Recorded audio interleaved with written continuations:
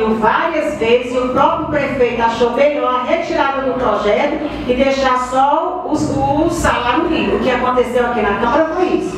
Então, assim, a nossa grande preocupação, tenho certeza que a preocupação também do vereador Alex, que mora naquela localidade, mas que lá o problema cada vez vem se agravando. E já está aqui com 15 dias que o prefeito esteve nesta casa e nada foi abordado. Esse assunto eu abordei e nada foi tomado em relação à nossa estrada. Pelo menos nem para abrir lá, para que a água libere lá da estrada, isso está acontecendo. Então, assim, a nossa grande preocupação não é só da vereadora, tenho certeza que é do vereador Alex, e a gente fica triste, e tenho certeza que a população mais, porque nós temos 2 representantes do Dourado, 2 vereadores.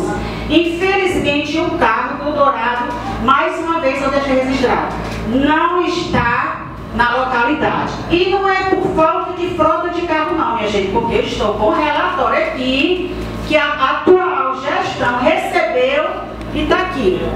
Para quem quiser ver, eu estou com relatório só de carro do PSE, tem 11.